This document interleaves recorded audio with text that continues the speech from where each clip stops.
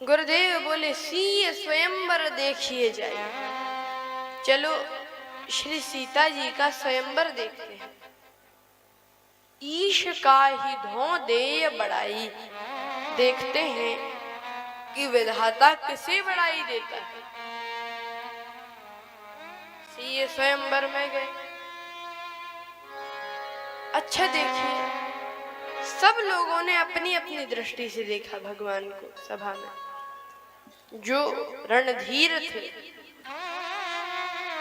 ऐसे राजाओं को भगवान ऐसे मिले, ऐसे दिखे जैसे स्वयं वीर रस राजा।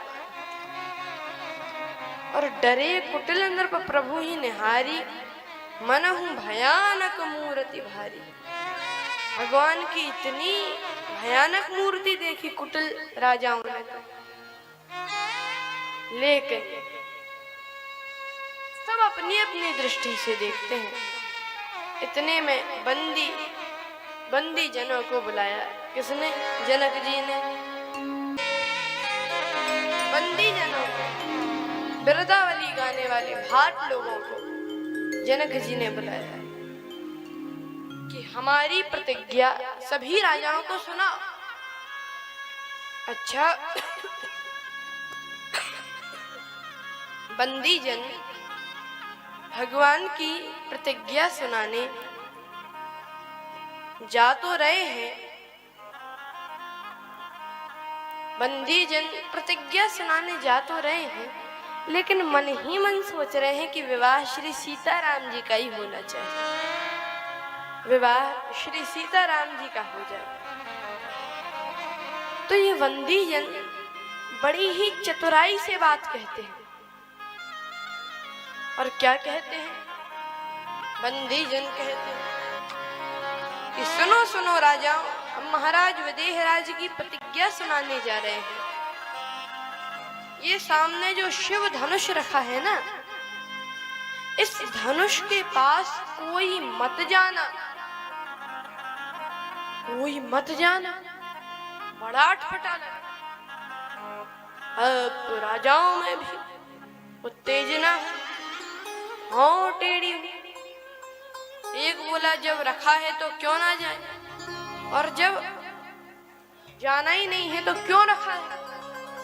बंदी जन बोले कि सुनो राजा, नृप भुज बल विधु शिव धनु राहु। तुम्हारी भुजाओं का बल चंद्रमा है और ये शिव धनुष राहु है। सावधान कर दिया कि ये राहु है और तुम्हारी भुजा का बल चंद्रमा। तो राजा बोले तुम एक भुजा की बात करते हो, हमारे पास दो दो भुजाएं हैं। तो कहा कि अरे रहने दो, यहाँ 20-20 और हजार भुजाओं वाले चले गए। रावण बाण महाभट भारे, देख सरासन गवही सिधारे। ये तो देख के ही चले गए।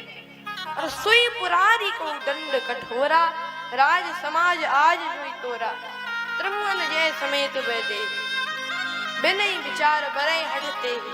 जो भी इस धनुष को तोड़ेगा उसका श्री जानकी जी से विवाह होगा। अब जाना है तो जाओ। कह भी दिया और सावधान भी कर दिया।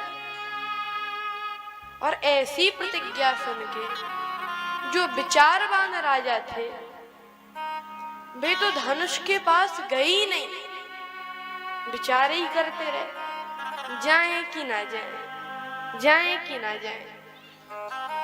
अच्छा देखो, आपको बताऊं, विचार करना ठीक, विचार करना तो ठीक है ही, लेकिन विचार ही करते रहना ठीक नहीं है। अब विचार करो काम ना करो तो ठीक नहीं है। अच्छा मैं आपको बताऊं, ये विचार खोपड़ी से करते हैं और इस खोपड़ी का नाम ही है खोपड़ी। खो दिया है इसलिए तो पड़ी खोपड़ी। लेकिन कुछ लोग ऐसे होते हैं, विचार ही करते रहते, काम कुछ करते ही नहीं, केवल विचार। बस आपको एक बात बताऊं, विचार होता है किष्किंधा कांड। एक बार की बात है, जब श्री राम जी सुग्रीव जी के पास बैठे थे, श्री जानकी जी का हरण हो गया था। तो राम जी ने सुग्रीव जी से पूछा कि मित्र, कुछ पता चला जानकी जी का? तो सुग्रीव जी ने वो वस्त्र दिखाए कि प्रभु, जानकी जी जा रही थी वस्त्र, और ऊपर से जा रही थी, रावण हरण कर रहा था, और मतलब उन्होंने हमको देखकर, इतने सारे झुंड में बंदरों को देखकर वस्त्र आभूषण गिरा दिए ताकि पता लग सके। तो क्या बोले राम जी? सुग्रीव, आप बहुत अच्छे मित्र हैं हमारे, कम से कम आपने ये वस्त्र और आभूषण तो ढूंढे। तो कहने लगे लक्ष्मण जी, प्रभु ये आदमी ठीक नहीं है। कहा क्यों?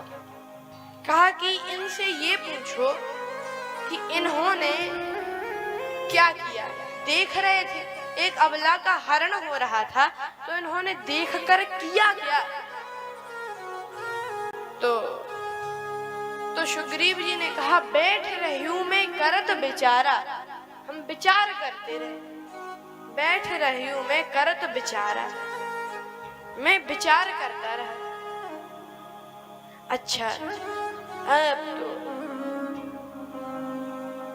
कहने लगे लक्ष्मण जी कि अरे सही नहीं हो तुम। क्यों? कहा तुमने विचार किया? अरे तुमसे अच्छी तो जटायु जी थी, जिन्होंने देखा नहीं, सुन के दौड़ पड़े। गीधराज सुनिया रति मानी, विचार नहीं किया, सीधे दौड़ पड़े।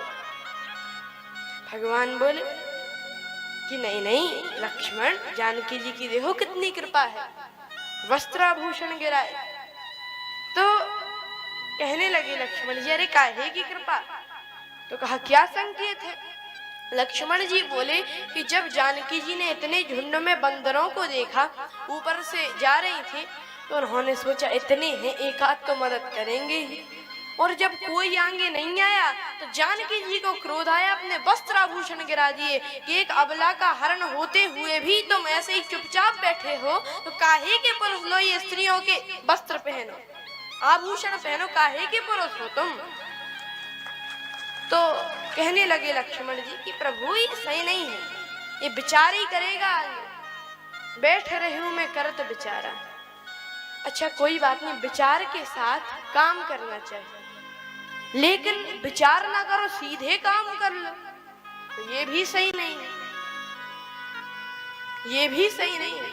और एक कांड है लंका कांड, वहां पर काम होता है, विचार नहीं होता।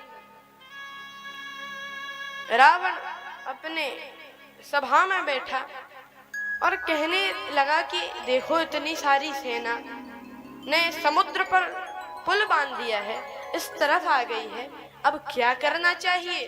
तो लंका नगर निवासी रावण के दरबारी बोले, का करिए विचारा नर कपि भालू आहार हमारा। क्या विचार करना, ये तो बंदर मनुष्य भालू हमारे भोजन है, भोजन है, सबको खा डालेंगे। लेकिन रावण का एक बेटा था प्रहस्त, प्रहस्त ने कहा कि तुम सबको खा जाओगे? बोले हाँ खा जाएंगे। रावण का बेटा प्रहस्त बोला इतने सारे बंदर हैं, इतने सारे मनुष्य हैं, सबको खा जाओगे? बोले हाँ खा जाएंगे। तो प्रहस्त ने कहा कुछ दिन पहले राम जी के दल से एक बंदर आ गया था, आया था कि नहीं? कहा आया था। तुम्हारे देखते देखते लंका जलाई कि नहीं? बोला हाँ जलाई। तो कहा उस दिन क्या तुम्हारा पेट खराब था? छुदा न रही तुम्हें तब काहू, जारत नगर कसना धरी खाहू। अरे धर के खा नहीं पा रहे थे तब, और जब एक बंदरों को नहीं खा सकते तो इतने बंदरों को खाने की बात क्या करते हो? तो रावण ने कहा प्रहस्त को निकाल दिया जाओ, हमारे यहाँ काम होता है, विचार नहीं होता, और जहाँ बिना विचारे काम होता है उसकी लंका सोने की भी क्यों ना हो, बिना जले रह नहीं सकती। आहा, लेकिन सबके बीच में है एक कांड जिसका नाम है सुंदर कांड। सबसे नीचे एक किष्किंधा कांड और लंका कांड के बीच में कौन सा कांड है? सुंदर कांड। सुंदर कांड की ये विशेषता है कि वहां काम भी होता है और विचार भी होता है। जैसे देखा हनुमान जी ने कि वो जब नगर में प्रवेश कर गए तो कपि मन कीन विचार किया कि लंका में प्रवेश कैसे किया जाए, और विचार किया तो काम भी किया। क्या काम किया? मसक समान रूप कपि धरई, लंकहि चलेउ सुमिर नर हरि। विचार किया, कार्य किया। ब्रह्मास्त्र तेहि साधा, कपि मन कीन विचार। ब्रह्मास्त्र तेहि साधा, मेघनाथ ने ब्रह्म अस्त्र साधा तो कपि मन कीन विचार। हनुमान जी ने विचार किया और फिर काम भी किया। क्या किया? ब्रह्म बाण कपि कहूँ तेई मारा, पर त्यो बार कटकु संहार। तो हनुमान जी विचार भी करते हैं और काम भी करते हैं, और जहाँ काम और विचार दोनों एक साथ होते हैं तो वो कार्य सिद्ध हो जाता है। जय हो। आहा।